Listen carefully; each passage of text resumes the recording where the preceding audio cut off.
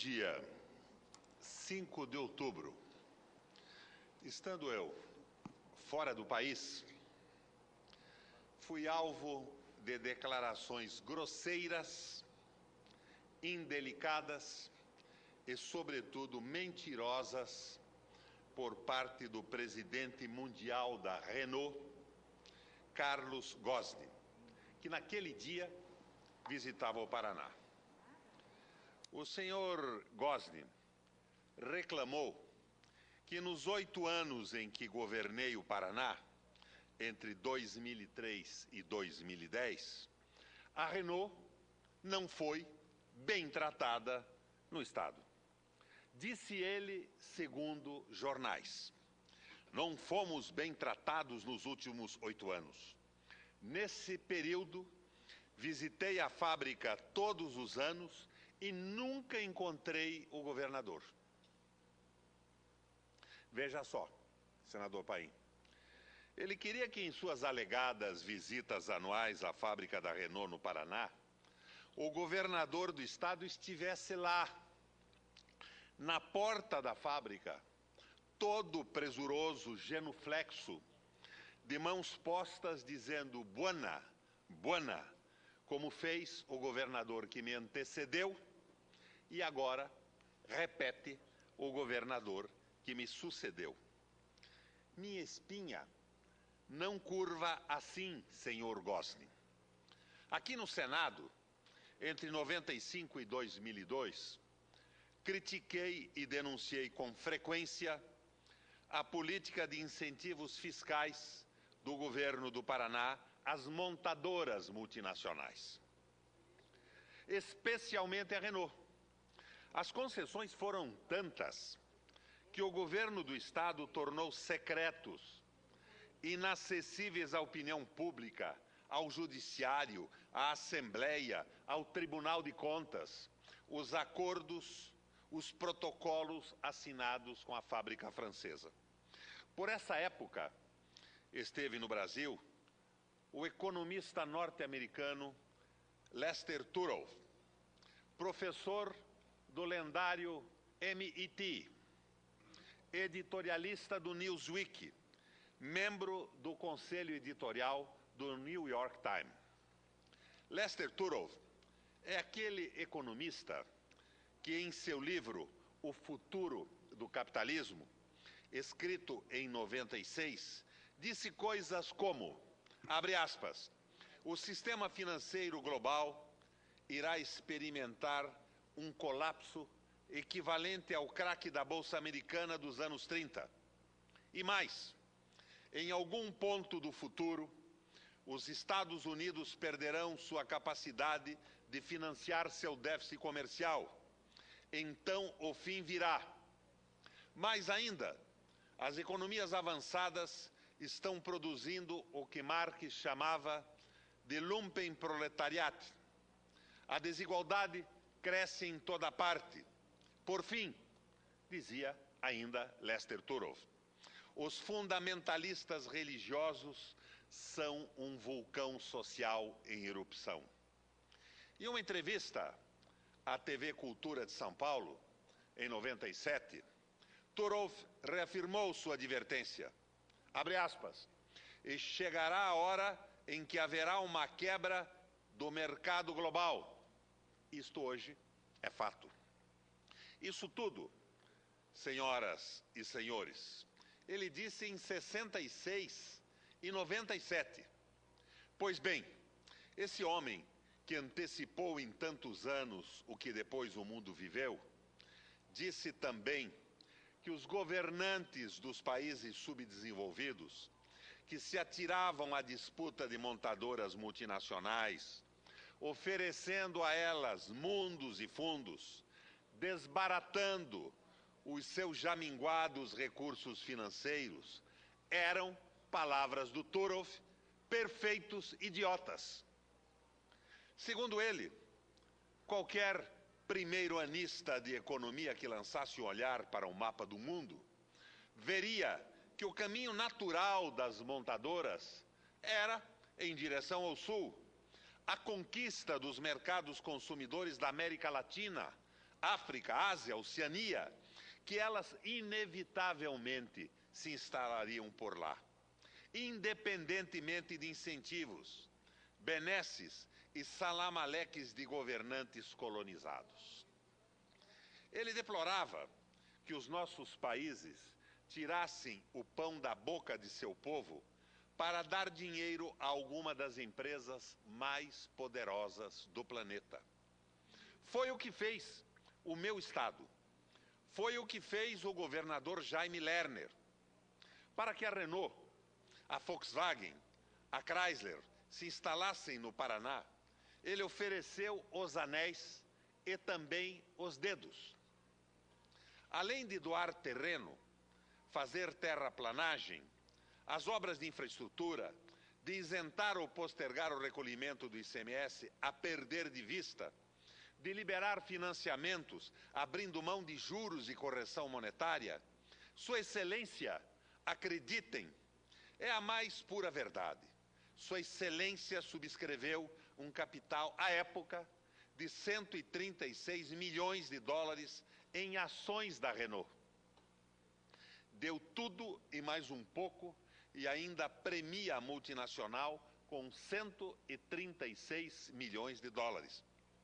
Ações essas, não é preciso dizer, que viraram pó. Em 2004, no segundo ano de meu governo, fui dar uma olhada para ver quanto a Renault havia contribuído em ICMS, depois de 6 anos instalada no Paraná. 136 milhões de reais de ações compradas pelo governo. A multinacional, senador Paim, havia pagado em impostos a ridícula quantia de 1,5 milhão de reais. Os benefícios concedidos à Renault por um governante irresponsável somam hoje, corrigidos, alguns bilhões de reais. Ainda em 2004, fiz um cálculo para saber o que significaria para os cofres públicos os 166 milhões de reais que o Estado emprestara a outra montadora, a Volkswagen. O empréstimo fora concedido também sem juros e sem correção e pelo prazo de 26 anos. Considerando esse prazo e aplicando sobre o valor os juros médios de mercado, cheguei à soma de 5 bilhões de reais. 5 bilhões de reais, fora quanto o governo do Paraná dera de presente à Volkswagen. Terrenos, terraplanagem, infraestrutura. Enquanto era assim tão pródigo com as multinacionais, o governador Lerner revogava um decreto de meu primeiro governo, entre 91 e 94, que dera isenção absoluta de imposto para microempresas e reduzira a valores simbólicos o ICMS das pequenas empresas. Que contrassenso, senador Paim! Que aberração! Há mais ainda. Há mais desses privilégios coloniais, desses salamaleques que tanto encantam Monsieur Carlos Ghosn, presidente internacional da Renault. Para se instalar no Paraná, a Renault exigiu que o governo do estado enquadrasse os sindicatos de trabalhadores, forçando-os a aceitarem um salário com piso inferior aos que as montadoras pagavam aos metalúrgicos do ABC paulista. E assim foi feito. E assim foi feito. Além do que, a atuação dos sindicatos na fábrica era fortemente restringida. Pior, em todas as greves na fábrica, a Renault contava com a prontação da polícia, que atuava como guarda pretoriana dos interesses da multinacional e que, em diversas ocasiões, agiu de forma truculenta contra os trabalhadores. Bom, chegou a hora de falar sobre os maus tratos que, conforme o Buana Carlos Ghosn, eu infligi à Renault entre 2003 e 2010, quando governei o Paraná pela segunda e pela terceira vez. Quais teriam sido os maus tratos? A Renault, provavelmente, considerou-se maltratada porque tirei a polícia da frente da fábrica, porque proibi qualquer ação policial contra os movimentos grevistas, porque pressionei a fábrica para que assinasse acordos salariais justos com os trabalhadores, porque coloquei a televisão pública do Estado cobrindo tanto o movimento dos trabalhadores como a assinatura dos acordos salariais. Ou foi, talvez, porque divulguei para que os paranaenses e os brasileiros disso tomassem conhecimento os protocolos que privilegiaram a Renault e outras montadoras multinacionais. Ou, talvez ainda, porque cumpri o compromisso de campanha de não conceder qualquer incentivo às multinacionais se não pudesse igualmente concedê-los às empresas brasileiras, às empresas nacionais. E supremo maltrato, porque não recebi no palácio, com tapete vermelho, guarda de honra, fanfarras e foguetes, o senhorzinho Gosni, em suas augustas visitas anuais à fábrica paranaense da Renault, e nem fui à fábrica para recebê-lo no portão e homenageá-lo. Foi por isso. Talvez tenha sido por isso que ele publicamente reclama os maus tratos durante os 8 anos de meu segundo e terceiro governo. Ao mentir sobre os tais maus tratos, o senhorzinho Gosni deixou de mencionar que nunca pediu uma audiência ao governador. Ele queria a subserviência, ele queria a recepção na porta da fábrica, a genuflexão, a oferta de favores impossíveis, como havia acontecido no governo do meu antecessor. Certamente gostaria, com suas manias senhoriais, que eu suplicasse uma audiência com ele. Ao mentir sobre os tais maus tratos, ele deixou de mencionar que todas as audiências solicitadas pelo diretor da Renault no Brasil, senhor Pierre Pontel, foram concedidas e que, para o meu deleite, por algumas vezes, jantei com diretores e presidentes da Renault no Brasil, jantares regados com preciosos e caríssimos vinhos fornecidos pela empresa. Portanto, foram tratados com amenidade, com lenieza. Ao mentir sobre os tais maltratos, o Monsieur Gosni deixou de mencionar que as secretarias de Estado da Fazenda e da Indústria e Comércio, em meus segundo e terceiro mandatos, não deixaram de atender às solicitações da Renault, que por expressa determinação minha, os incentivos de ICMS relativos à importação de bens e insumos foram reconhecidos por despachos diretos de meu secretário da Fazenda, Heron Arzua.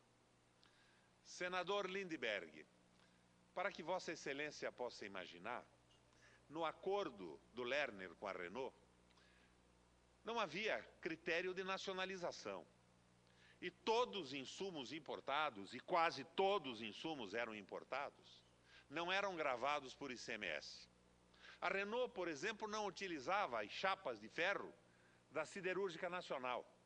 Elas vinham da França, pré-moldadas, para serem montadas na fábrica em São José dos Pinhais. Logo, o que foi apresentado como novidade, e eu mantive essa isenção, para não criar uma confusão internacional, aquela história de persegue multinacionais que acompanhou o meu governo inteiro sem nenhuma razão. Não persegui multinacionais, apenas favoreci com clareza empresas nacionais que investiam na geração de empregos em ciência e em tecnologia. Logo, o que foi apresentado nesse encontro do senhorzinho Gosni com o governadorzinho Beto Richa foi um protocolo assinado pelo atual governador e pelo senhor Gosni, no dia 5 de outubro. Protocolo que não é nada mais do que um acordo elaborado em meu governo, A primeira minuta do referido protocolo foi construída por técnicos da Secretaria da Fazenda e executivos da Renault, no meu governo e por minha determinação. Como declara o meu ex-secretário da Fazenda, o advogado tributarista Heron Arzua, que acompanhou e conduziu todas as negociações com a Renault.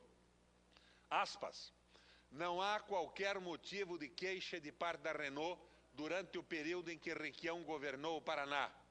O que parece haver é o interesse político em afagar o atual governador, que tenta sistematicamente destruir a consolidada imagem do excelente governo que fizemos.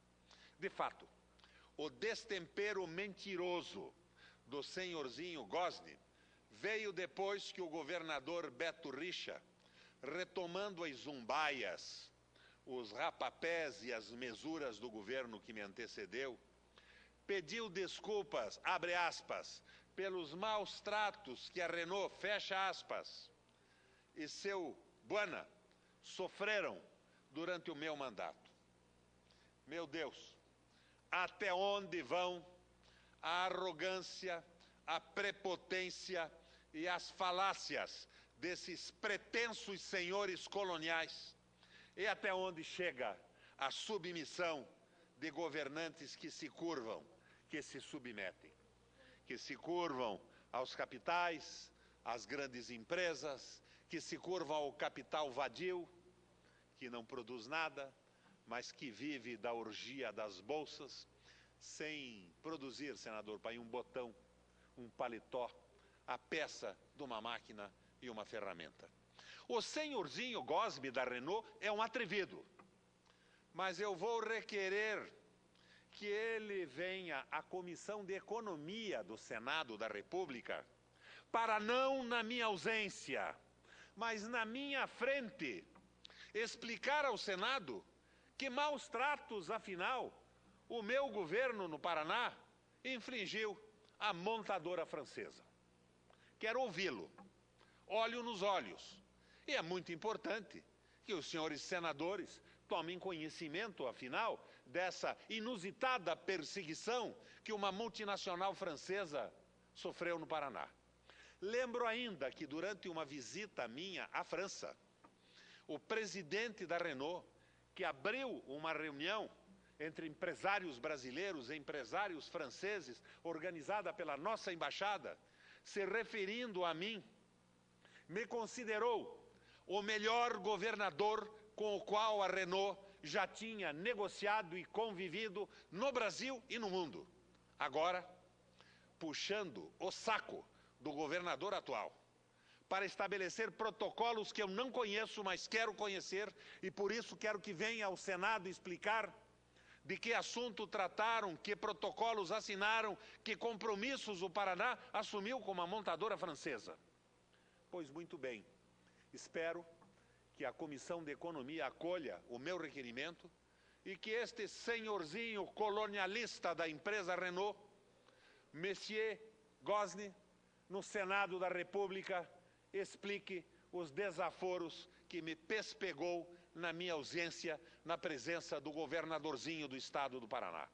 Muito obrigado, senhor presidente.